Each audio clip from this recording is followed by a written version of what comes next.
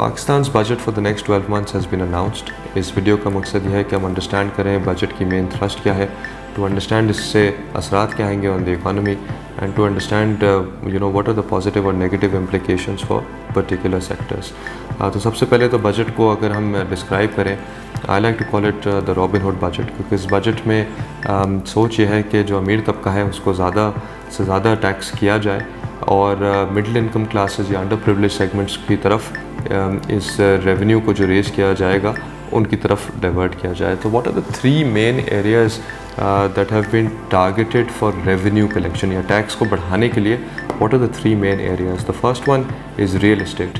अगर आप एक बड़े लैंड ओनर हैं तो उसको छोड़ दीजिए, जो आपका अपना ज़ाती घर है जिसमें आप रहते हैं, अगर आप उसके अलावा मल्टीपल प्रॉपर्टीज़ हैं तो आपको डीम्ड रेंटल इनकम के तहत जो एक नया कॉन्सेप्ट इंट्रोड्यूस कराया गया है, 1% of the fair value of that property you have to give to the government in the shape of taxation. The other main area that has been targeted is the large companies. So not the middle-sized companies, not the medium-sized companies, not the small-sized companies. Large corporates जो साल में 300 million यानी कि 30 करोड़ की annual income कमा रहे हैं, उनको एडिशनल इनकम टैक्स देना पड़ेगा 2% ऑफ देयर एनुअल इनकम। और तीसरा है retailers that are can be considered out of the tax net. तो टैक्स नेट बढ़ाने के लिए रिटेलर्स को एक टैक्स इम्पोज किया गया है और वो for most retailers small medium वो इतना बड़ा नहीं है, इट्स रफली 3 to 10,000 रुपीज़ पर मंथ, और वो आएगा आपकी इलेक्ट्रिसिटी बिल की सूरत में। तो ये तीन मेन मेजर्स हैं on real estate, on large corporates, on retailers that will help the government achieve the revenue target. So tax revenue target कितना है for the next 12 months? That is 7 trillion rupees. Last year जो FY22 में the tax collection is roughly approximately 6 trillion. तो मज़ीद 1 trillion की fiscal space create करना चाह रही है गवर्नमेंट। ये मज़ीद 1 trillion rupees लगेंगे कहाँ पे? Like I mentioned at the start, अमीर तबका टैक्सेशन की जद में आ रहा है और जो पैसे रेज़ हो रहे हैं that are being diverted to the middle income and lower income classes. तो ये कैसे हो रहा है? The first area is of course development. पिछले साल डेवलपमेंट बजट वाज 550 बिलियन रफली। ये बजट तो ज़्यादा था, 900 अरब रुपए था, लेकिन कट कटा के 550 अरब रुपए ही इस्तेमाल हुए। For next year the development budget is रफली 800 billion. This is good because इसमें जो डैम्स के प्रोजेक्ट चल रहे हैं वो एक्सपेडाइट हो जाएंगे, वो स्पीड अप हो जाएंगे, motorways, bridges, public service delivery बेहतर हो जाती है। So that's one thing where the money is going to be use for. The other thing is the Benazir income support programme. तो सोशल प्रोटेक्शन प्रोग्राम्स जो हैं उनमें जितने लोग शामिल हैं वो भी बढ़ा दिए जाएंगे और जितना उनको रिलीफ मिलता है या जो उनको कैश हैंड आउट मिलता है उसकी अमाउंट भी बढ़ा दी जाएगी। सो that is a good thing. The third thing is a positive for the salary class या जो मिडिल इनकम क्लास है, उनके टैक्स ब्रैकेट्स को भी इस तरह से चेंज किया गया है कि आपको मोस्ट लाइकली रिलीफ मिलेगा। तो जहाँ पहले 50,000 से कम अगर आपकी तनख्वाह होती पर मंथ तो आप टैक्स एग्जेम्प्ट थे, now the threshold has been doubled. अब अगर आपकी लाख रुपए से कम तनख्वाह है तो you are now be tax exempt. So if you are within 50,000 and 100,000 you will probably see effectively an increase in your take home salary. So that's a good thing as well for the middle income class. This is not to say that everything is rosy. Of course there are issues as well. For instance, given where international oil prices are, तो fuel prices हमने देखी हैं कि बड़ी तेज़ी से बढ़ी हैं in the last few weeks.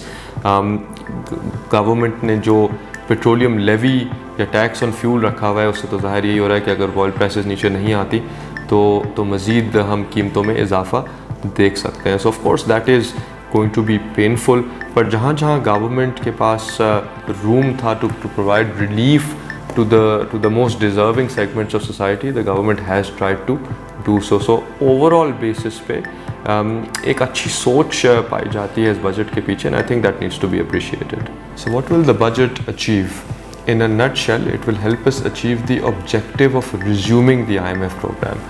पिछले कुछ हफ्तों में हमने कुछ इक़दाम देखे हैं। अगर आपने ख़बरें पढ़ी हों तो यू विल अंडरस्टैंड कि हम किस तरफ जा रहे हैं। Last few weeks we have seen the removal of fuel subsidies, तो यानी कि पेट्रोल प्राइसेस की इंक्रीज़ हमने देखी। और अगर आप ख़बरें पढ़ें तो हमने लेजिस्लेशन भी देखी जिसके तहत स्टेट ओन एंटिटीज़ का एक लॉ पेश किया गया या पार्लियामेंट में उसको पास किया गया, या एक लेजिस्लेशन ऐसी भी देखी जिसे एक्सपोर्ट इम्पोर्ट बैंक सेटअप हो, ये सारी चीज़ें में कॉमन थ्रेड क्या है? ये फ्यूल की सब्सिडीज़ को हटाना या ये इन इदारों को सेटअप करना, इनकी पीछे जो थ्रस्ट है या जो सोच है या एक कॉमन थ्रेड है, वो ये है कि सारी चीज़ें IMF की रिक्वायरमेंट्स हैं। और FY23 का जो बजट है that is also part of the same chain. It explicitly states के one of its objectives is to resume the IMF program. IMF program को रिज्यूम करना इतना इम्पॉर्टेंट क्यों है? आई थिंक ये भी समझ लेना चाहिए। इससे कॉन्फिडेंस और सेंटिमेंट इम्प्रूव हो जाता है इकॉनमी में। जो इकॉनमीज़ या कंट्रीज़ एक IMF प्रोग्राम के अंडर होती हैं, of course first and foremost there is a need, and we have seen a need के फॉरेन एक्सचेंज रिजर्व्स हमारे वीकन हुए हैं in the last few weeks and months. We have seen के currency किस तरह तेज़ी से स्लिप करी है। We have seen how inflation has come through. तो जो कंट्रीज़ एंड इकॉनमीज़ जो वनरेबल होती हैं, अगर वो IMF प्रोग्राम के अंडर ऑपरेट करती हैं, तो एक सिग्नल जाता है कि एक सर्टन किस्म का इकोनॉमिक डिसिप्लिन मौजूद है इन इकॉनमीज़ में एंड वो कम्प्लीटली डिरेल नहीं हो रही। ये अच्छा signal goes to ratings agencies. मिसाल के तौर पे हमने देखा in the last few days Moody's ने हमारी क्रेडिट रेटिंग आउटलुक को नेगेटिव कर दिया था। तो ये क्यों हुआ? Because we have been outside of the discipline जो कि एक IMF programme brings to the table. Once the IMF program has been secured, we will be able to get assistance from not just multilateral agencies such as the World Bank and the ADB, but also from other friendly countries जिसमें China, Saudi Arabia, other GCC countries शामिल हैं। हम international bond markets को बड़ी आसानी से at least more easily हम tap कर सकते हैं। इनके positives क्या आएंगे once we enter into an IMF program? I think we are quite confident in saying इसके reserves build up होंगे। जितनी डॉलर की मकदार स्टेट बैंक के पास मौजूद है to fund our imports, वो बढ़ जाएगी। और that can help us with is lead to an appreciation in the rupee। और हमने देखा है कि पिछले कुछ दिनों में रुपी रिकॉर्ड सतह पे चला गया versus the dollar record low 200 से ऊपर।